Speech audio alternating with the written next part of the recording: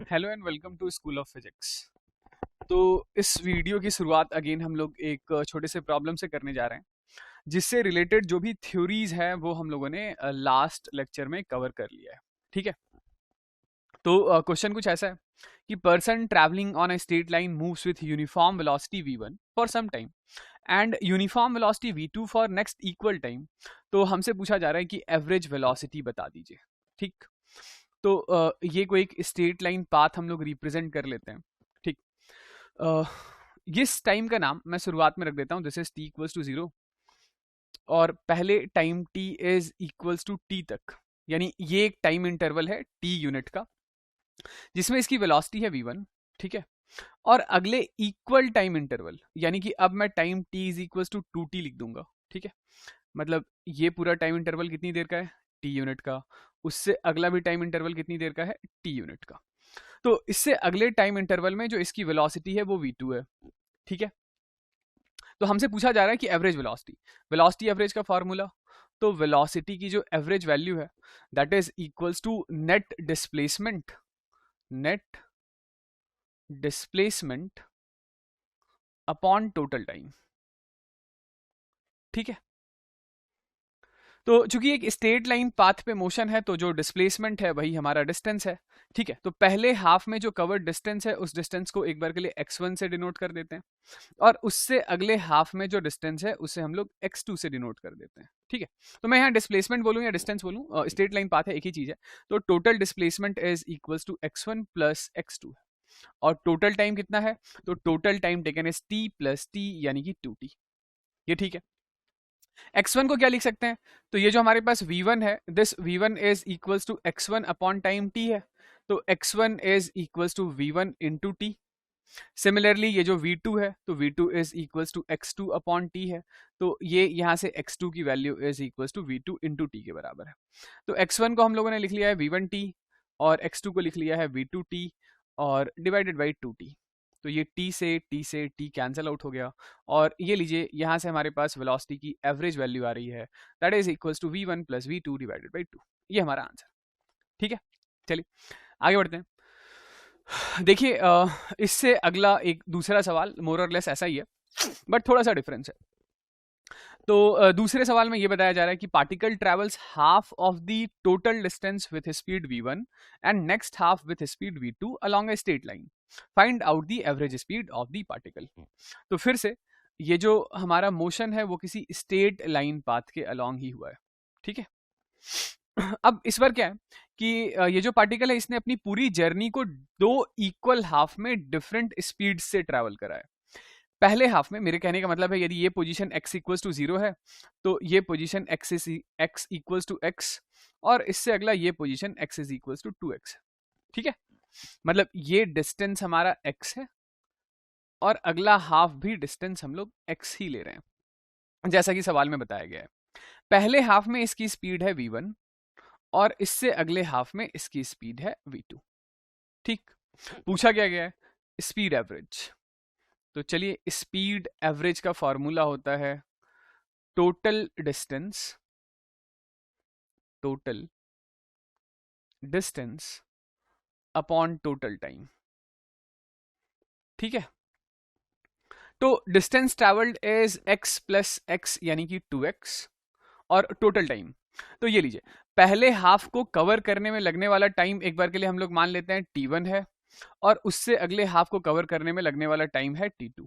तो total time को represent कर लेंगे t1 प्लस t2 से। ठीक है। तो अब ये बताइए कि v1 क्या होगा, तो v1 will be equals to x upon t1।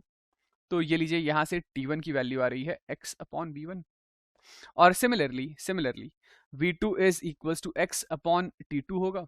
तो t2 की वैल्यू आ रही है x अपॉन v2। ठीक है। तो मैं इधर लिख लेता हूं कि स्पीड की जो हमारे पास एवरेज वैल्यू है this is equals to 2x, और t1 की जगह पर लिख लेंगे x अपॉन v1, t2 की जगह पर x upon v2।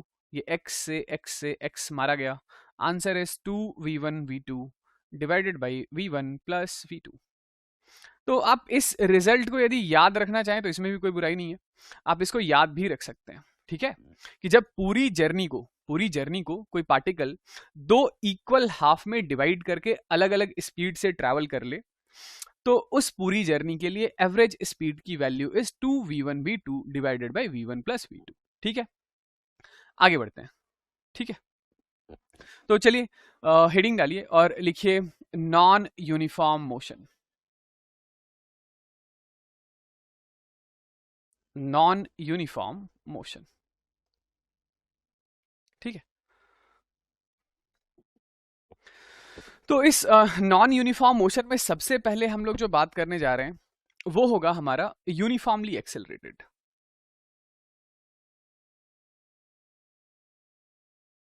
Uniformly accelerated motion. Uniformly accelerated motion से मेरे कहने का मतलब है कि एक्सेलरेशन वेक्टर पार्टिकल का कांस्टेंट रहने वाला है। यानी यूनिफॉर्मली एक्सेलरेटेड मोशन से मैं कहना चाह रहा हूं कि एक्सेलरेशन इज कांस्टेंट। ठीक, चलिए, तो यदि एक्सेलरेशन कांस्टेंट है तो सबसे पहली चीज तो ये है कि इस एक्सेलरेशन वेक्टर को हम लोग क्या लिखा करते थे। तो एक्सेलरेशन वेक्टर हमारे पास होता था dv बाई dt। ठीक, ये हमारे पास एक्सेलरेशन की इंस्टेंटेनियस वैल्यू हुआ करती थी। तो यहां से हम लोग ऐसा लिख सकते हैं क्या कि this dv is equals to a times of dt। बिल्कुल लिख सकते हैं। ठीक है, देखिए, जैसे ये हमारे पास कोई स्ट्रेट लाइन पाथ, इसमें किसी instant t is equals to t पर या t is equals to t1 पे मैं मान लेता हूं कि पार्टिकल के पास जो इनिशियल वेलोसिटी है, वेलोसिटी इनिशियल, वो कुछ u है, u वेक्टर। ठीक है, और चूंकि इसके पास एक्सेलरेशन है, as a result of which इसकी वेलोसिटी बदलेगी, और किसी time t is equals to t2 पर पार्टिकल की वेलोसिटी जो है वो फाइनल वेलोसिटी की वैल्यू हम लोग v से डिनोट कर देते हैं। ठीक, तो यदि हम लोग इस एक्सप्रेशन को इंटीग्रेट कर लें, ठीक है, इंटीग्रेट कर लें कहां से कहां तक, तो शुरुआत में टाइम है t1 और शुरुआत में वेलोसिटी में डिनोट कर रहा हूं u वेक्टर, और किसी टाइम t2 पर जो वेलोसिटी है वो चेंज होकर के v वेक्टर हो चुका है।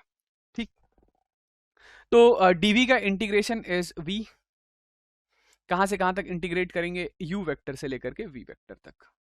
और जो एक्सेलरेशन है, जैसा हम लोगों ने हेडिंग डाला है कि एक्सेलरेशन कांस्टेंट है, तो कांस्टेंट को इंटीग्रेशन से बाहर ले लिया, तो integration of dt is t, कहां से कहां तक, t1 से लेकर के t2 तक। तो ये अपर लिमिट माइनस लोअर लिमिट, ये हमारे पास रिजल्ट आ रहा है v vector minus u vector is equal a times of t2 minus t1। ठीक, t2 माइनस t1 को हम लोग t लिख लेते हैं, तो यहां से हमारे पास जो फाइनल रिजल्ट आ रहा है this is v vector minus u vector is equal to at। यानी आप इसे ऐसा याद रख लीजिए कि v is equal to u plus at। तो this is our first equation of motion. ठीक है, यही हमारा क्या है, फर्स्ट इक्वेशन ऑफ मोशन। आगे बढ़ते हैं। ठीक है, फिर से देखिए नेक्स्ट। तो यहां से जो रिजल्ट आया है, मैं इस रिजल्ट को कहीं साइड में लिख लेता हूं। तो जो पहला रिजल्ट हमारे पास आया है वो है v is equal to u plus at। ठीक है, ओके। अब अगली बात ये है कि ये जो हमारे पास वेलोसिटी वेक्टर है, इस वेलोसिटी वेक्टर को हम लोगों ने लिखा था dr बाई dt, यानी velocity is equal to rate of change of position. ठीक, तो इस v वेक्टर का जो एक्सप्रेशन है हमारे पास that is u plus at, उसको लिखते हैं इधर, और ये u प्लस at की वैल्यू किसके बराबर है, तो ये है dr बाई dt के बराबर। तो यहां से हम लोग क्या लिख लेंगे, यहां से ये लिख लेंगे कि this dr is equals to u vector plus at into dt।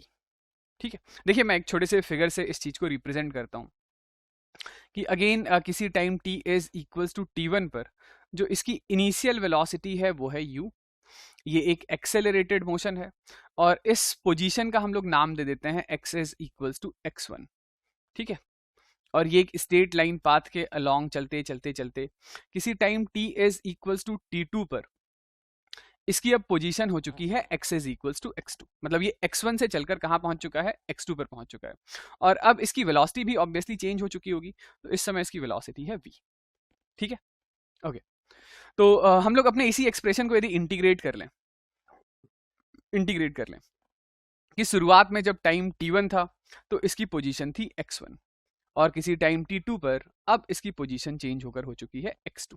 ठीक है, ओके। तो dr का इंटीग्रेशन इज r, और upper limit minus lower limit हम लोग इसको लिख लेंगे, this is x2 vector minus times of x1 vector. This is equals to integration of u vector dt plus a t dt का integration, कहां से कहां तक, t1 से t2 तक, t1 से t2 तक। ठीक है, तो ये लीजिए दिस x2 माइनस x1, यानी कि x2 माइनस x1 क्या डिनोट कर रहा है, चेंज इन पोजीशन। इसी चेंज इन पोजीशन को हम लोगों ने लिखा था displacement, change in position is displacement. ये u वेक्टर हमारा आ गया बाहर, integration of dt is t, upper limit minus lower limit is t2 minus t1। ठीक है, फिर यहां से a वेक्टर हमारा आ गया बाहर, क्योंकि एक्सेलरेशन तो कांस्टेंट है, t dt का integration is t square by 2, t square by 2, कहां से कहां तक, t1 से t2 तक। तो ये लीजिए जो फाइनल एक्सप्रेशन आ रहा है displacement is equals to u, t2 minus t1 को हम लोग लिख लेते हैं t। ठीक है, t2 माइनस t1 यानी कि वो टाइम इंटरवल जिसके लिए हम लोग बात कर रहे हैं, this is half a t2 minus t1 square यानी कि t स्क्वायर।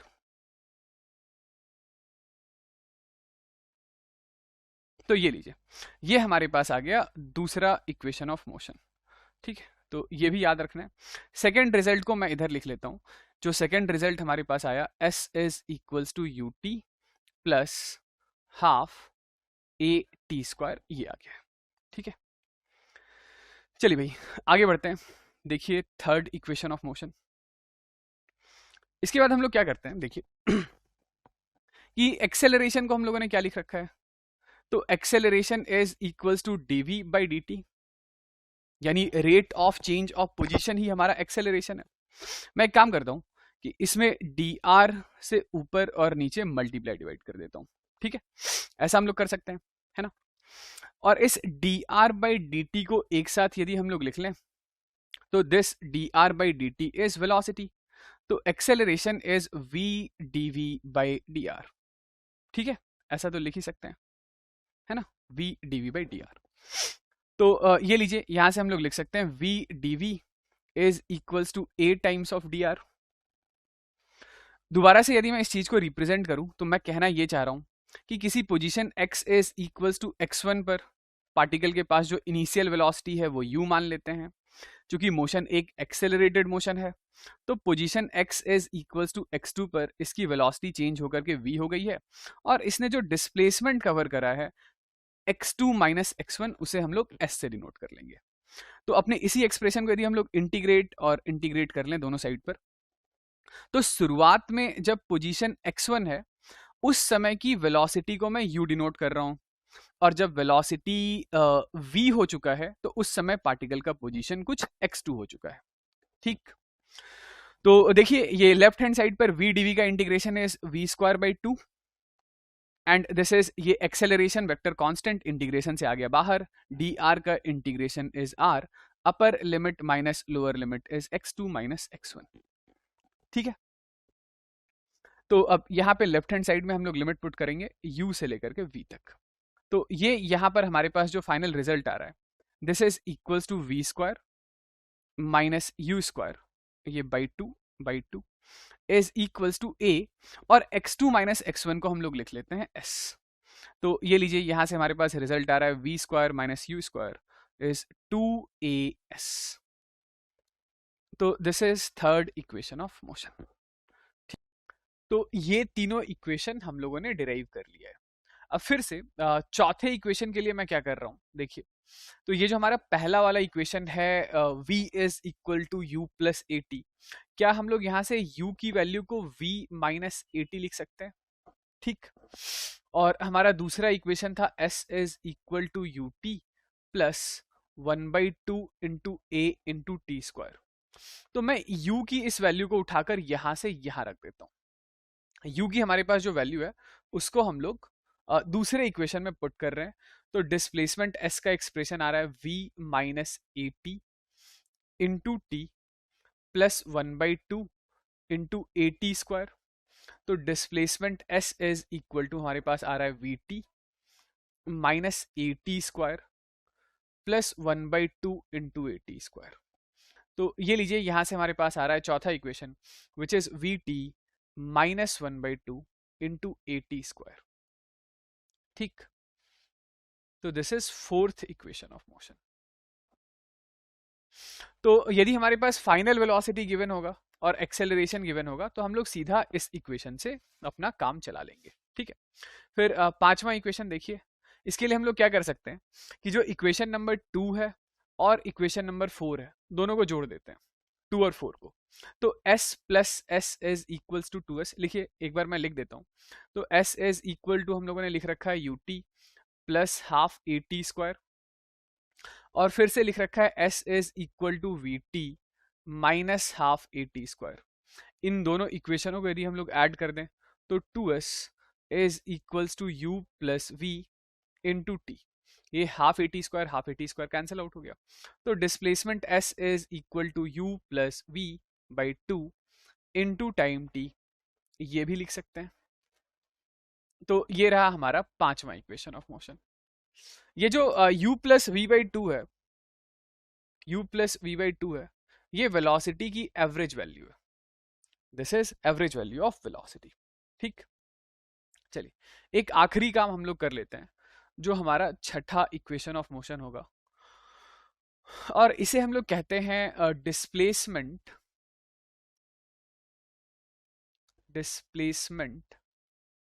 इन nth सेकेंड। ठीक है, तो इसके बारे में पहले बात करते हैं। देखिए, आपसे पूछा जाएगा डिस्प्लेसमेंट ऑफ पार्टिकल या ऑब्जेक्ट कंप्यूट करने के लिए इन nth सेकेंड। तो nth सेकेंड बेसिकली है क्या? nth सेकेंड एक सेकेंड का टाइम इंटरवल है, 1 सेकेंड का टाइम इंटरवल है, जो स्टार्ट होता है n-1 से और खत्म हो जाता है n पर। ठीक है, मेरे कहने का मतलब है, यदि आपसे पूछा जा रहा है डिस्प्लेसमेंट आपको निकालना है 17th सेकेंड में, तो आपको 16th से लेकर के 17th सेकेंड का जो 1 सेकेंड का टाइम इंटरवल होगा, उसके अंदर डिस्प्लेसमेंट कंप्यूट करना होगा। ओके, मैं इसी बात को एक फिगर के थ्रू रिप्रेजेंट करता हूं। मान लेते हैं अभी टाइम है t इज इक्वल टू 0 और यहां पर पार्टिकल के पास इनिशियल वेलोसिटी है u। ठीक है, ये एक एक्सेलरेटेड मोशन परफॉर्म कर रहा है और किसी time t is equal to n पर ये पार्टिकल का पूरा डिस्प्लेसमेंट हम लोग s1 से डिनोट कर देते हैं, s1 से। तो इसके 1 सेकेंड पहले यानी कि t is equal to n-1 पर जो इसका डिस्प्लेसमेंट है स्टार्टिंग से, हम लोग इसे एक बार के लिए s2 रिप्रेजेंट कर देते हैं। तो t is equal to n-1 से लेकर के t इक्वल टू n तक जो 1 सेकेंड का टाइम इंटरवल है, उसमें ये डिस्प्लेसमेंट, इसे हम लोग s nth से रिप्रेजेंट कर रहे हैं और हमें अभी यही कंप्यूट करना है, यही कंप्यूट करना है। ठीक, तो कैसे करें ये देखिएगा कि हम लोगों ने वेलोसिटी को लिख रखा है ds या dr बाई dt, और वेलोसिटी v का एक्सप्रेशन हम लोगों ने फर्स्ट इक्वेशन ऑफ मोशन से u प्लस ए टी निकाल रखा है। तो v को लिख लेते हैं u plus A T, this is equals to dr by dt। तो यहां से हम लोग ये लिख सकते हैं कि this dr is equal to u plus A T into D T. इसी एक्सप्रेशन को हम लोग करेंगे इंटीग्रेट। ठीक है, मुझे बस ये डिस्प्लेसमेंट चाहिए, ये वाला डिस्प्लेसमेंट, ये वाला 1 सेकेंड का, n-1 से लेकर के n तक का। तो टाइम की लोअर लिमिट हम लोग पुट कर देते हैं n-1। तो जब टाइम n-1 है तो उस समय डिस्प्लेसमेंट है s2, और जब टाइम n सेकेंड हो गया तो डिस्प्लेसमेंट हो गया s1। ठीक है, तो ये देखिए, dr का integration is r, upper limit minus lower limit is s1 minus s2। ठीक है, ये इंटीग्रेट कर लेते हैं, तो this will be integration of u dt plus integration of a t dt। कहां से कहां तक? तो n-1 से लेकर के n तक, n-1 से लेकर के n तक। तो इसके आगे का मैं इधर लिख लेता हूं। s1 माइनस s2 को ही हम लोगों ने s nth करके रिप्रेजेंट किया है, u dt का integration is u t n minus one से लेकर के n तक, प्लस ये a आ गया बाहर, t dt का इंटीग्रेशन होता है t स्क्वायर बाई 2, कहां से कहां तक, n माइनस वन से n तक। तो चलिए लिमिट पुट कर देते हैं। तो displacement in nth second is u, ये upper limit n minus lower limit is n minus one, plus ये a बाई 2 निकाल लेते हैं बाहर, तो this is n square minus n minus one का होल स्क्वायर। ठीक है, तो देखिए ये क्या आ रहा है एक्सप्रेशन, ये u n minus n plus one plus a by 2, ये आ रहा है n square minus n square plus one minus 2n। ठीक है, तो यहां से हमारे पास डिस्प्लेसमेंट इन nth सेकेंड की वैल्यू आ रही है u प्लस a बाई 2, ये n square minus n square minus one minus minus plus 2n। ठीक है, तो जो फाइनल आंसर है displacement in nth second is u plus a by 2 into 2n minus one, ये लीजिए। तो ये आखिरी इक्वेशन है जो आपको याद रखना है। तो यही 5-6 इक्वेशंस हैं जो आपको याद रखने होंगे यूनिफॉर्मली एक्सेलरेटेड मोशन के केस में। ठीक है, चलिए आगे बढ़ते हैं।